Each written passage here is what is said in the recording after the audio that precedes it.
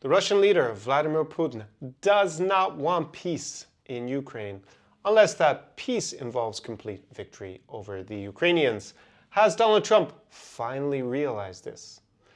Привет, my name is Connor Klein. Welcome to Geopolitics with Connor Klein, an expert in international relations who has been living for many years in Ukraine and speaks both Ukrainian and Russian. So I'm here to give you a more nuanced and informed opinion about the happenings of the Russo-Ukrainian war, which started back in 2014. You don't need to have been following the Russo-Ukrainian war since 2014 to have realized that Vladimir Putin is not a man of peace. However, Donald Trump, there seems to be a new realization based on his comments to the media, also online in all caps, where he's described Putin as now being crazy and he doesn't know what's happened to him. It actually prompted the Russians and Dmitry Peskov to reply that he was being emotional, basically, Donald Trump. And there was a lot of emotion in his statements. However, it is rather bewildering that he considered Vladimir Putin a man of peace.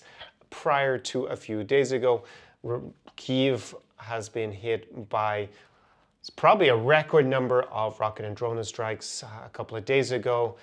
And the Ukrainians, under pressure of Donald Trump, have basically acquiesced with agreeing to ceasefires without conditions and agreeing to talks with Putin before there's any cessation of hostilities. However, Vladimir Putin is not interested in any of these things. That's been pretty obvious for a while.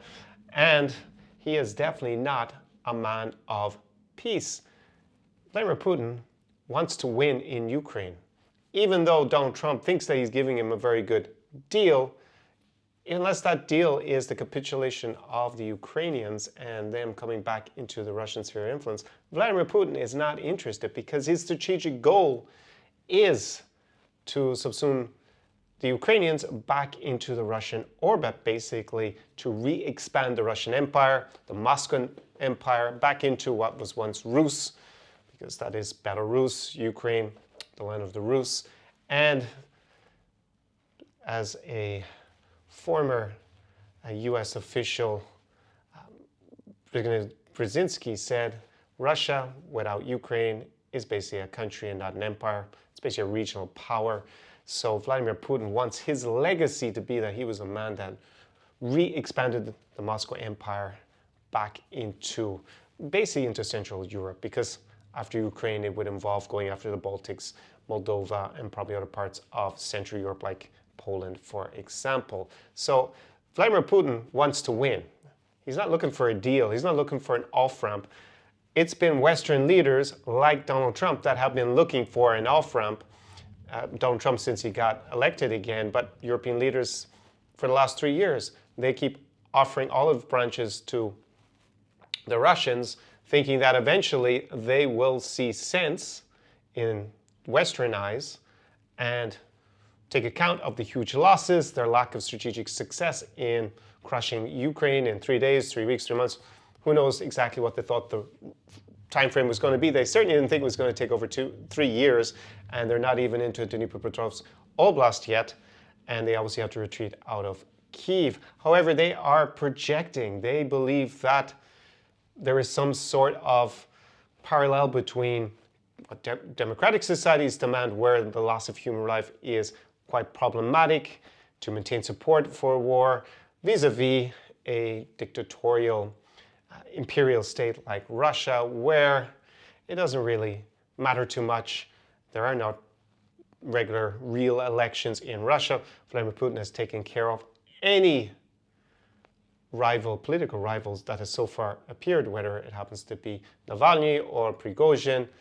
They have been eliminated. Either in reality they've been killed, or they have left the country, like some of the other oligarchs who he imprisoned in the 1990s, and they fled abroad. I mean, there was some dissidents who do live in the West who took probably the better decision to leave Russia before bad things happened to them physically. So the idea that Donald Trump has been deluding himself under that he can make a deal with Russia and between Russia and Ukraine, because he seems to expect the Ukrainians just to capitulate to Vladimir Putin, which if the Ukrainians haven't lost on the battlefield in over 3 years since the 2022 invasion, they are very unlikely just to give up the country just to help Donald Trump, I don't know, win the Nobel Peace Prize or get some sort of temporary peace, when that is obviously not in their interests. They have fought gallantly on the battlefield. They have been relatively successful in preventing Russia in taking bigger parts of the country. Obviously, Russia still controls a little bit under 20% of Ukrainian territory. They had already grabbed about 8% of that, 20% in 2014, 2015. So their strategy is in the long term to see probably a political or economic collapse in Russia that would then allow them to regain their lost territories. That is still actually the official goal of the Ukrainian government. Vladimir Zelensky wrote that or published that back, this should have been around late 2022, that when they had already defended Kyiv and fought off the original assault pretty much by Russia, that they then defined their goals as one of them being regaining all occupied Ukrainian territory. And whilst that might seem unrealistic right now in 2025, it still remains the official long-term goal of the Ukrainian government. Whether they will do that militarily or some of it would be regained diplomatically, we'll have to see in the longer term. So Donald Trump, the big question now, since he seems to understand that he is very unlikely to get a deal between Russia and Ukraine, because basically unless the Ukrainians surrender, Russia isn't going to accept the terms, and Ukraine, he doesn't really have the tools or the cards, as he likes to say, to force the Ukrainians to surrender without doing something rather extreme and politically probably impossible, which would be basically supporting Russia militarily. Then they would possibly win against the Ukrainians, but seeing as that would be dramatically against U.S. national interests, and he still have to deal with probably a non-compliant Congress if you do something completely unhinged like that, then for now he has no way of getting a quick peace. He did promise during the election campaign that he would solve the war in 1 day, and then it became a month, then it became 100 days, and now he will either walk away. Again, not a very good negotiation strategy, since that appears to be in Russia's interest if he's just going to abandon Ukraine and just not be involved in anything, or can ramp up support for Ukraine. So it will be interesting to see what will Donald Trump do. There is a bill now in the Senate that would increase support for Ukraine. Would Donald Trump actually back that bill or say that he wouldn't veto it and maybe allow that to go through? That would definitely increase the pressure on Russia and compromise their strategic objectives, which is basically to wait out the West and its support for Ukraine, and then ultimately manage to crush the Ukrainians and their independence from Moscow? Or is he just going to continue to, in public, occasionally make statements calling Putin crazy, but never actually take any concrete steps to undermine him? He could also ramp up secondary sanctions. He did say that he was considering that in the interview that I saw, or the little back and forth he had with the media. So let's see. At the same time, when he's calling Putin crazy, he also criticized Vladimir Zelensky for saying things that he doesn't like. Not great in terms of the optics, where you have one side, Vladimir Putin, who was committing war crimes, and the other side is pointing out that the US is not doing very much about the war crimes, and he's kind of almost equivocating the two in terms of his personal dislike. So very hard to read where this is going to go right now. Unfortunately, I'm going to lean towards that.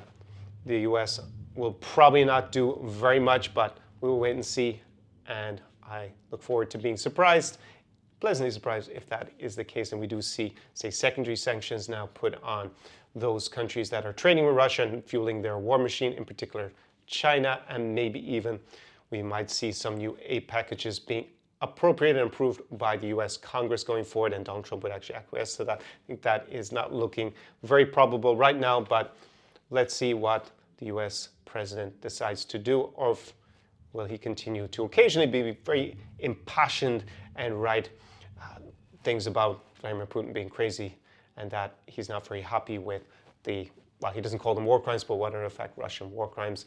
And let's see what happens. In the meantime, Ukrainians will fight on, and the situation on the battlefield has not changed very much in the last year in terms of territorial control. Russia, just to remind you, has three massive problems that they need to solve, which is manpower, material, and money, and especially material and money will become major problems towards the end of the year. They probably, in terms of manpower, have continued to have this conveyor belt of Russian men, primarily men who signed up for rather high salaries, so they can keep that going for now.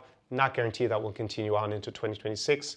So if Russia is starting to suffer towards the end of the year, I still expect there is actually a chance that Russia would agree to some sort of temporary pause, but only because they would feel that they would gain from a pause in order to restructure their economy, society, and military.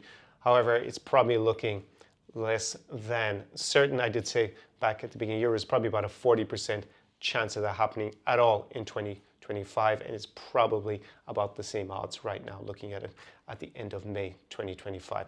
Drop your comments down below in the comment section what you think about whether Donald Trump is actually going to increase or take some steps against Russian interests with respect to Putin not agreeing to a ceasefire or a truce or a peace agreement and continue to commit very obvious war crimes in Ukraine, and what you think will be the likely moves of both Ukraine and Russia with respect to the US.